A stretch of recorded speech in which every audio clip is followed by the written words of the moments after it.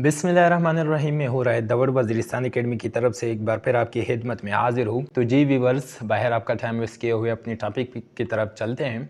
पिछली वीडियो में हमने बोल्ड, इटालिक, अंडरलाइन फ़ॉन्ट को और फ़ॉन्ट साइज़ को कवर किया था। आज हमारा टॉपिक यहाँ से शुरू होगा, स्ट्राइक थ्रू। स्ट्राइक थ्रू क्या काम करता है और स्ट्राइक थ्रू है क्या? अगर मैं आपको प्रैक्टिकली एक एग्जांपल दूँ, अगर हमसे कॉमनली कोई चीज़ गलत हो जाती है जब हम नोटबुक पर राइटिंग करते हैं तो फिर उसे हम क्रॉस करते हैं, यानी ये गलत हो जाता है। तो फिर हम कंप्यूटर में अगर ऐसी चीज़ हमसे गलत हो जाए, कोई जुमला, कोई वर्ड, तो आप उसको स्ट्राइक थ्रू यानी क्रॉस आउट कर सकते हो। ये काम है स्ट्राइक थ्रू का। लेकिन ये भी क्वेश्चन आता है कि क्या इसका इस्तेमाल है? नहीं, इसका इस्तेमाल सिर्फ 1 या 2% है, ज़्यादा नहीं है। क्योंकि कोई चीज़ आपसे गलत हो जाए, इनकरेक्ट हो जाए, तो फिर आप उसको डिलीट कर सकते हो, ठीक है, आप उसको इरेज, रिमूव कर सकते हो। तो फिर इस यहाँ पर स्ट्राइक थ्रू का कोई काम नहीं। अलबत्ता किसी प्रैक्टिकल वर्क के लिए आप इस्तेमाल कर सकते हो। फॉर एग्जांपल, अगर आप क्लास स्टूडेंट्स को ये बताना चाहते हो कि अगर आपने सेंटर या फिर अगर आपने स्कूल की स्पेलिंग ऐसे लिखी स्कूल,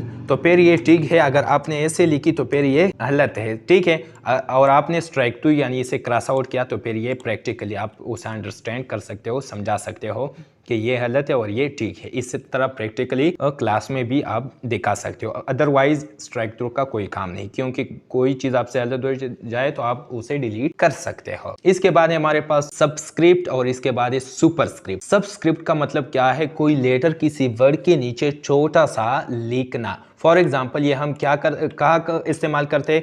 जब हम पेपर बना रहे होते हैं ना, जैसा कि साइंस का पेपर हो, H2O लिखते हैं, तो फिर ये जो 2 है इसको हम छोटा सा लिखते हैं H के नीचे। तो फिर अगर आपने नीचे लिखना है और छोटा लिखना है तो आपने क्या करना होगा? आपने सबस्क्रिप्ट अप्लाई करना होगा। सबस्क्रिप्ट अगर आपने ऊपर लिखनी होगी, फॉर एग्जांपल बाज़ लोग स्क्वायर अप्लाई करते हैं। फॉर एग्जांपल, मैं 4 की स्क्वायर 2 लिखता हूँ, 4 की स्क्वायर, ठीक है। अब इस 2 को मैं ऊपर छोटा सा लिखना चाहता हूँ, तो फिर आपने इसको सेलेक्ट करना होगा। सेलेक्ट करने के बाद आपने सुपरस्क्रिप्ट लगाना होगा। सुपरस्क्रिप्ट सबस्क्रिप्ट की शॉर्टकट की क्या है? यहाँ पर एक कंट्रोल इज इक्वल टू, और सुपरस्क्रिप्ट की है कंट्रोल शिफ्ट प्लस, यानी control shift is equal to है। उम्मीद करता हूँ कि ये समझ में आ गया होगा।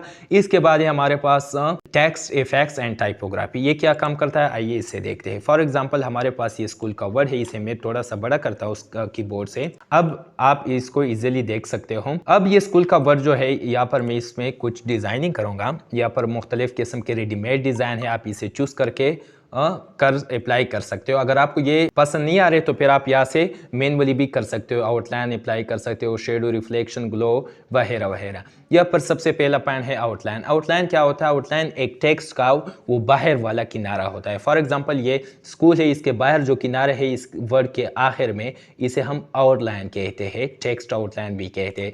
आउटलाइन पर क्लियर गया, और यहाँ पर आप देख सकते हो मुख्तलिफ किस्म के कलर से। अगर आप इसका आउटलाइन रेड करना चाहते हो तो फिर रेड कर सकते हो, किसी भी किस्म का आप कलर अप्लाई कर सकते हो। मैं यहाँ पर रेड करना चाहता हूँ, रेड अप्लाई किया। अभी इसके बाद फिर से यहाँ पर आउटलाइन में आता हो। इसके बाद यहाँ पर नो आउटलाइन है। अगर आपको नहीं चाहिए तो फिर आप इसको नहीं अप्लाई कर सकते हो। अप्लाई नहीं करना चाहते हो तो फिर मत करो। मोर आउटलाइन कलर्स बहुत ज़्यादा आते हैं, यहाँ पर आप सेलेक्ट कर सकते हो, लेकिन मैं नहीं करता। अब इसके बाद क्या है आउटलाइन में इसके बाद है वेट यानी इसका साइज है, जो आउटलाइन है उसका साइज, यानी आउटलाइन को अगर आप बड़ा करना चाहते हो तो फिर आप बड़ा कर सकते हो यहाँ। इसके बाद आउटलाइन में डैशेस यानी स्टाइल्स है, स्टाइल्स ऑफ आउटलाइन है। ये आउटलाइन तो हमारे पास सीधे सादा है, सिंपल है, आप इसमें स्टाइल भी ढूंढ सकते हो। फॉर एग्जाम्पल, अगर आप आउटलाइन की स्टाइल चेंज करना चाहते हो तो फिर आप चेंज कर सकते हो। फॉर एग्जाम्पल, मैंने ये सेलेक्ट की तो आप सेलेक्ट कर सकते हो। और इसके बाद क्या है?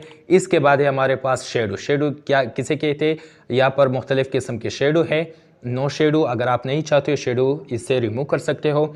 आउटर शेडो है, इनर है और पर्सपेक्टिव। आउटर शेडो यानी किसी वर्ड का जो बैरूनी शेडो इससे बाहर होता है ना, वो आउटर। इनर इसके अंदर, और पर्सपेक्टिव मुख्तलिफ एंगल में होता है। अब मैं इस पर अप्लाई करता हूँ शेडो पर आ गया। यहाँ पर आउटर अप्लाई करता हूँ, यहाँ पर आप देख सकते हो यहाँ पर आउटर अप्लाई हो रहा है। फॉर एग्जांपल, मैंने ये अप्लाई किया, यहाँ पर आप देख सकते हो, अगर आपने जूम करो, ये शेडो है, इसके पीछे जो आउटर शेडो है। इनर चाहते हो, इनर शेडो अप्लाई करना चाहते हो तो फिर आप इनर भी कर सकते हो, यहाँ से इनर शेडो, यहाँ पर आप देख सकते हो इनर शेडो। इसके बाद पर्सपेक्टिव है, मुख्तलिफ एंगल्स पर है। यहाँ पर आप ये देख सकते हो। लेकिन ये याद रखना कि मैंने पिछले वीडियो में भी कहा था कि ऑफिशियल वर्क्स में दफ्तरी कामों में आपने डिज़ाइनिंग ज़्यादा नहीं करनी है, ठीक है। अभी इसके बाद क्या है, अभी इसके बाद ये रिफ्लेक्शन डिफाइन के बाहर भी ये डिफाइन है, यहाँ पर आप देख सकते हो ये रिफ्लेक्शन है। मैं जूम आउट कर दूँ थोड़ा सा, ये रिफ्लेक्शन है, ये है रिफ्लेक्शन। ग्लो किसे कहते हैं, ये ग्लो है, बस इतना ही, ज़्यादा इंपॉर्टेंट नहीं है इस स्टेप में टेक्स्ट एंड इफेक्ट्स और टाइपोग्राफी। अब इसके बाद जो है, इसके बाद है हमारे पास text highlight colour. Text highlight colour किसे कहते हैं? टेक्स्ट हाईलाइट कलर का काम क्या है? टेक्स्ट हाईलाइट कलर का काम यह है कि हमारे पास जो टेक्स्ट है इसके बैकग्राउंड को कलर देता है। फॉर एग्जांपल ये टेक्स्ट है, इस टेक्स्ट का कलर क्या है? ब्लैक है। अब इसका कलर चेंज नहीं करेगा, बल्कि इसके जो बैकग्राउंड है, बैकग्राउंड किसे कहते हैं? बैकग्राउंड यानी जो यहाँ पर टेक्स्ट है और टेक्स्ट के पीछे नीचे जो जगह है, जो प्लेस है, उसको कलर देगा। फॉर एग्जांपल ये हमने सिलेक्शन की, यहाँ पर टेक्स्ट हाईलाइट कलर में आ गया, आने के बाद यहाँ पर कोई कलर सेलेक्ट किया, अब सेलेक्ट किया, यहाँ पर आप देख सकते हो कि पहले ही टेक्स्ट का कलर ब्लैक था, अब भी ब्लैक है, लेकिन इसका बैकग्राउंड का कलर चेंज हो गया। रिमूव करना चाहते हो तो फिर आपने सिलेक्शन करना होगा। सिलेक्शन करने के बाद आपने क्या करना होगा? टेक्स्ट हाईलाइट कलर पर आना होगा, आने के बाद नो कलर पर क्लिक करना होगा। अगर आप इस तरह नहीं कर सकते तो दूसरी तरीका भी है, यहाँ पर टेक्स्ट हाईलाइट कलर आने के बाद नो कलर पर क्लिक करें, इरेजर देगा।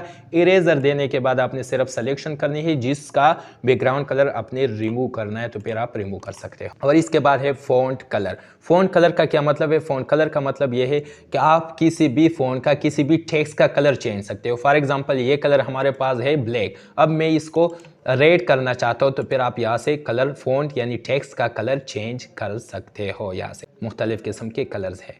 चेंज करने के बाद यहाँ पर क्या है?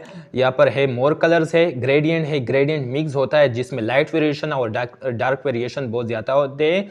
लाइट वेरिएशन यानी इसमें लाइट की वेरिएशन होती है, लाइट होती है, और डार्क वेरिएशन इसमें तेज ब्लैक कलर जैसा होता है, डार्क वेरिएशन के, ठीक है। इसके बाद है हमारे पास क्लियर ऑल फॉर्मेटिंग का ऑप्शन। ये किस काम का होता है? क्लियर ऑल फॉर्मेटिंग यानी जो टेक्स्ट हम जिस पर हमने बहुत से इफेक्ट्स अप्लाई किए होते हैं। फॉर एग्जांपल ये हमारे पास क्या है? ये हमारे पास टेक्स्ट है, इसको हमने बोल्ड किया, इटैलिक, अंडरलाइन किया, साइज बढ़ाया, ठीक है। अब मैं चाहता हूँ कि ये जो टेक्स्ट हमने जितने भी इस पर इफेक्ट्स अप्लाई किए हैं, मैं चाहता हूँ कि मैं इसे चुटकी में एक ही क्लिक में रिमूव कर दूँ। तो फिर आप किस टूल का, किस ऑप्शन का सहारा लेंगे? Clear all formatting. यहाँ पर क्लिक करने के बाद सारा वही आ गया जो पहले था।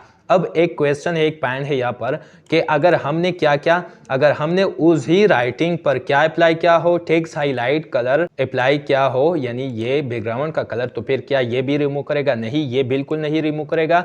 यहाँ पर आपने क्या करना है? क्लियर ऑल फॉर्मेटिंग हमने की, बहुत से इफेक्ट्स इसने रिमूव किए, लेकिन टेक्स्ट हाईलाइट कलर का इफेक्ट्स नहीं रिमूव किया। इसको रिमूव करने के लिए आपने मैनुअली टेक्स्ट हाईलाइट कलर पर आना होगा, और आने के बाद यहाँ पर नो कलर करना होगा। इसे आप मैनुअली रिमूव करेंगे।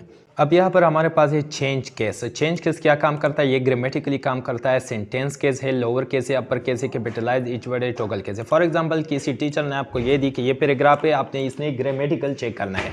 ग्रामेटिकल चेक करने के लिए आपने क्या करना होगा? फॉर एग्जांपल ये हमारे पास पैराग्राफ है, अब मैं क्या करता हूँ, इसमें ग्रामेटिकल एरर्स, गलतियाँ, मिस्टेक्स करता हूँ। फॉर एग्जांपल हमारे पास जुमले, सेंटेंस में सबसे पहले जो लेटर आता है वो कैपिटल में होना चाहिए। मैंने क्या किया? मैंने किया इसको स्मॉल में। इसके बाद यहाँ पर अब ये पैराग्राफ है हमारे पास। अब मैं चाहता हूँ कि इस पैराग्राफ को मैं सेंटेंस केस इस पर अप्लाई कर दूं। अब मैं इस पर सेंटेंस केस अप्लाई करता हूँ। सेंटेंस केस क्या काम करता है? सेंटेंस केस जो भी जुमले में, सेंटेंस में सबसे पहला लेटर होता है उसको आप कैपिटल में करता है। तो यहाँ पर हो गया सब कुछ। टी को मैंने स्मॉल किया था, अब इसको कैपिटल किया, एफ को स्मॉल किया था, उसको भी कैपिटल में कर दिया, बड़ा कर दिया। अब इसके बाद क्या है? Sentence lower case. Lower case क्या काम करता है? लोअर केस जो है ये किसी भी सेंटेंस के पहले वर्ड या लेटर के जो सबसे पहला लेटर होता है उसे स्मॉल में करता है, स्मॉल। फॉर एग्जांपल टू जुमले यानी सेंटेंस के सबसे पहले इब्तिदा में है तो इसलिए इसको स्मॉल किया, जैसा कि एफ को और जैसा कि क्लिक को, सी को, यानी क्लिक में जो आ गया है। और इसके बाद क्या है? Upper case. अगर आप लेटर बाय लेटर सबको कैपिटल करना चाहते हो, बड़ा करना चाहते हो, अपर केस आपने अप्लाई करना होगा। यहाँ पर आप देख सकते हो लेटर बाय लेटर इसने इसको कर दिया। इसके बाद क्या है, इसके बाद है कैपिटलाइज ईच वर्ड, यानी हर वर्ड का जो सबसे पहला लेटर होता है वो कैपिटल होगा। फॉर एग्जांपल टू में टी होगा, मेक में एम होगा, यूआर में वाई होगा, डॉक्यूमेंट में डी होगा। अब देखते हैं, सेलेक्शन की मैंने और यहाँ पर आ गया। आने के बाद कैपिटलाइज ईच वर्ड पर क्लिक किया, टू में टी आ गया, मेक में एम और यूआर में वाई, डॉक्यूमेंट में डी, लुक में एल। जैसा कि हर वर्ड में जो पहले लेटर होता है उसको कैपिटल में करता है। इसके बाद है टॉगल केस। टॉगल केस का मतलब क्या है? टॉगल केस का मतलब कि जो भी वर्ड हो उसका पहला जो लेटर है वो स्मॉल में होगा, बाकी जितने भी लेटर है वो सब कैपिटल में होंगे। और ये इनफॉर्मल है इसलिए सब के नीचे रेड लाइन आ गए। सबसे पहला और सबसे ज़्यादा और इम्पोर्टेंट जो है वो है सेंटेंस केस। ग्रामेटिकली भी ये ज़्यादा इस्तेमाल होता है, तो आपने क्या करना है, इसको सेंटेंस केस को अप्लाई करना होगा। मिलते हैं अगली वीडियो में, आज के लिए इतना ही काफ़ी है।